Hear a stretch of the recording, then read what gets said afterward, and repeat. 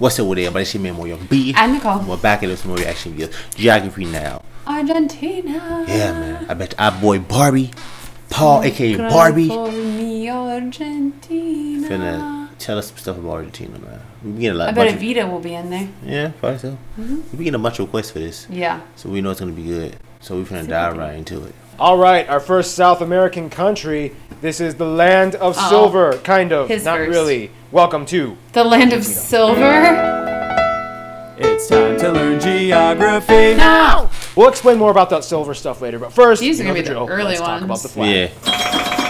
Yeah, because he doesn't do the flag anymore.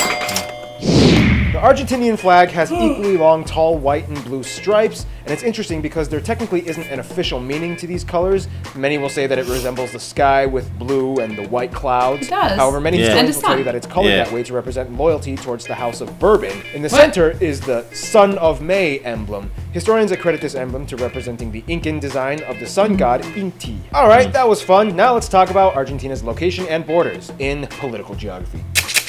This is totally different. Argentina is Yeah, it's located like on one the of bottom the part of older the ones. South American continent, bordered by 5 other countries and the Atlantic to the east. It's Chile. divided into 23 separate provinces and the autonomous capital city of Buenos Aires. Argentina's borders are pretty simple, except for that one island called Isla Martin Garcia that lies in Uruguayan waters and is kind of shared by both countries. Otherwise, many of Argentina's borders are actually just natural land barriers, such as the Andes Mountains in the west by Chile, and in the Misiones province, the Rio Parana, Iguazu, and San Antonio rivers, and the Uruguay River for Uruguay and Brazil. Which, by the way, gives Argentina a very distinguishable panhandle, kind of like Afghanistan that we studied a few weeks ago. You can even see it from space. Due to the fact that the land is less cultivated and thanks to natural river borders, it has a more lush green appearance that sticks out in contrast to its neighbor nations. And then you get the arbitrary subtle borders over flat land and hills, kind of like the ones by Bolivia, sometimes marked boldly and sometimes virtually invisible. Where things get really complicated though is in the south, more specifically,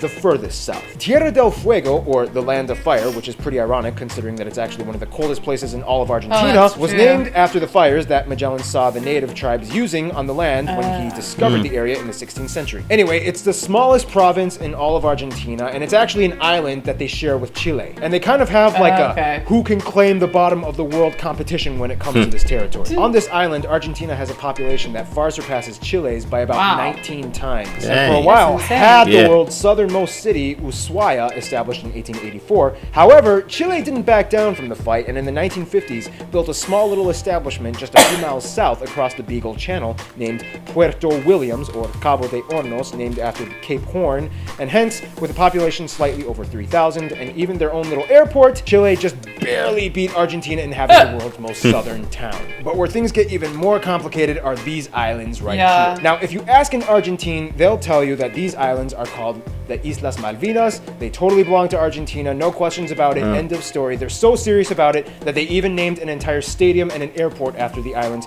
to reflect the sovereign claim that they have over the islands. If you ask a British person, they'll tell you that these islands are a collectivity of islands made up of the Falkland Islands in the west, South Georgia, and the South Sandwich Islands, not to be confused with the Sandwich Islands, which was the name originally given to the Hawaiian Islands. Argentina claims that after gaining independence from Spain in 1816, the islands were given to them from the Spanish Empire, and the British came in 1830 and forcibly pushed out the Argentines that settled there and barred them from ever coming back. However, the British claim that they were the ones that discovered the islands in the 17th century, even though technically the French were the first ones to colonize the island. And either way, they have a permanent population of about 3,000 people that live on the islands that are British nationals that were born and raised on the islands. Eventually, tensions rose and they went to war over the islands in 1982. Long story short, the UK was able to fight off the Argentine troops and hold on to the islands, although Argentina still doesn't recognize the UK's sovereign claim. It's kind of funny though, because in 2009, former UK Prime Minister Gordon Brown actually met up with Argentine President Cristina Fernandez de Kirchner, and when it came to the Falkland Island thing, they just kind of awkwardly said they wouldn't talk about it. Well, that was a lot of information. Now let's talk about what the land actually looks like. They just won't talk about it.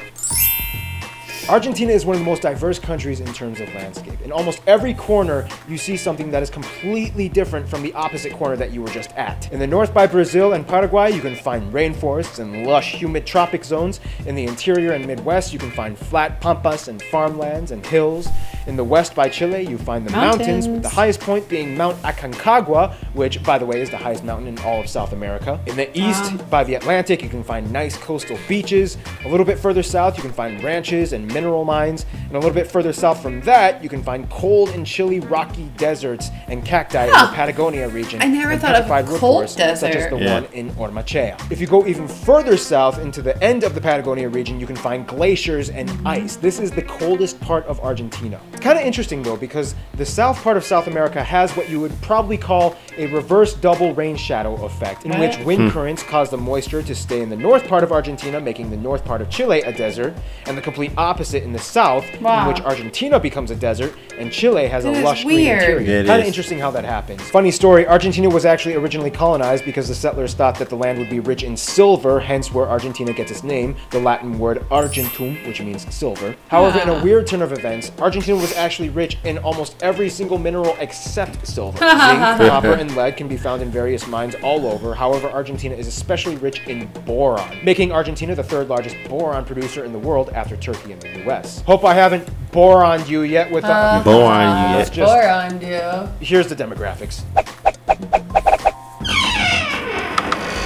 Argentina has a population of about 41 million people, or roughly the same as the country of Sudan. The Argentines have a saying, Los argentinos descienden de los barcos, or the Argentines are descended from the boats, meaning that Argentina is almost completely and entirely a country of immigrants. Argentina can actually disputably be considered as the whitest country in all of South America. It's kind of hard to distinguish the specific percentages though, because many Argentine census reports don't really factor in race too often, but even the most conservative estimates put Argentina at somewhere around 85 to 95% European. Believe it or not, about half of the Argentinian population is Italian, or at least partial Italian in their descent. Floods of people from Italy immigrated in the 19th and 20th centuries to avoid economic turmoil in the mother country and saw Argentina as a way to rebuild their lives. Spanish, of course, plays into that mix as well, and about 17% of the people identify as French and about 8% German, with the remaining European groups coming from a slew of countries like Norway, Sweden, the Netherlands, and so on. In fact, interestingly enough, if you go to the Chubut province in the south, you can actually find a town of about 50,000 Welsh people called Uladva Gymraeg. A good portion of these people are actually fluent in Welsh, making Argentina one of the few places in the world where you can actually find a genuine Welsh community with instituted facilities that speak Welsh as a main language. Things get a little fuzzy though when it comes to the natives. Although people who identify as full-blooded Amerindian only make up about 2% of the population, about 9% of the population identify as mestizo, or mixed between Amerindian and European. However, a recent study by geneticist Daniel Korach has theorized that over half the entire population of Argentina probably has at least one ancestor that was Amerindian. Argentina actually used to have a surprisingly large black population, especially during the colonial days, and at one point during Spanish colonization, blacks actually made up a third of the entire population. However, after independence, the population of blacks sharply declined due to a number of factors, such as epidemics, anti-African legislation in the early years, and many of them emigrated to more African-friendly nations like Paraguay and Brazil. Today, they make up less than 1% of the entire population. However, they have definitely left their mark on Argentine culture with contributions to art and music, and arguably the inception of the tango. When it comes to culture, Argentina has a very defined and nationalistic approach to how they operate and view in life. They like to keep things classy, but in their own Argentinian way, distinct from the European way. The last thing an Argentinian would want to hear you say is, "You are so Spanish." Argentina also has a huge wine culture, as they are the 5th largest producer of wine in the world, and they're very heavy on soccer, or football, and basketball, with an impressive amount of players already having been drafted in the NBA, such as my favorite, Andres Nocioni. Speaking of international trade-offs, let's talk about Argentina's friends. In order to understand how Argentina works diplomatically, you kind of have to understand its history. Since its independence, Argentina has gone through a lot of crazy times. To make things short, Argentina was part of the Spanish Empire as well as many of her neighbor nations. However, when an empire collapses, guess what happens? Internal conflict. In post-colonial independent times, Argentina has had wars and battles with every single one of her neighbor nations except for Uruguay. Today, Argentina gets along pretty well with her siblings, even though she adopted different trade policies from many of them. Now, when it comes to Spain, Argentina definitely does not have post-colonial Stockholm syndrome. Now, granted, Argentines do love Spanish people, they just don't like the Spanish government. However, when it comes to their best friends, Argentina might probably consider Uruguay and Italy their best friends. Uruguay has a very similar demographic and culture to the Argentinians, and they have have been very close for as long as their country's conceptions. Some might even argue that Uruguay is kind of like the cute little sidekick of Argentina. And of course, Italy is definitely a huge player in the Argentinian clique. Not only do over half of the people in Argentina identify with Italy ethnically, but many of the major and most important companies in Argentina are Italian-based, such as Techint, Iveco, Pirelli, and Telecom. In conclusion, Argentina might not exactly be the country of silver that it was originally thought to be, but the spirit of the people with their fierce culture and passion definitely make them look golden. Stay tuned. Armenia is coming up next. 41 million people, man. Is it the biggest country in South America? No, Brazil was. Brazil, oh yeah, it is Brazil, because Brazil had like over 200 million people. It was a lot of people. I don't remember, but yeah, Brazil's huge. So yeah, I forgot. And again, Argentina is really big, but it also goes so far south that you know the southern tip is. Well, they actually had a lot of people down there, but it's not as habitable, I guess. Yeah, so we don't even know who own that island, man. I mean, British, they own it. It's gonna be a fight forever, probably. It would be. Yeah. They said the two presidents, they just didn't like. They didn't want to talk about it. You know? Well, sometimes it's probably not worth bringing up if you have other business to get through. Yeah, pretty much. Yeah, I get that. Yeah, man. So I didn't know 85% of the people was like white. I didn't know it was that. So European. That's me really neither. Intriguing. Yeah, I did not think that at all. Yeah, but yeah, we definitely enjoyed it, man. It's a good one. We definitely enjoyed it, like always. Go check out Argentina someday, man. We got a bucket list of a whole lot of places we want to. We're gonna go everywhere eventually. It would be nice. Hopefully someday. Bucket list to go every country. Yeah, man. But we about to get into this video. If you want to support the channel, check out the link to our Streamlabs. It's going to be in our description, and leave your video link and keep the video under 12 minutes. Don't forget to subscribe. Thumbs it up. Turn on notifications. It's your memory B. And Nicole. I'm going to catch you on the next one. Stay awesome.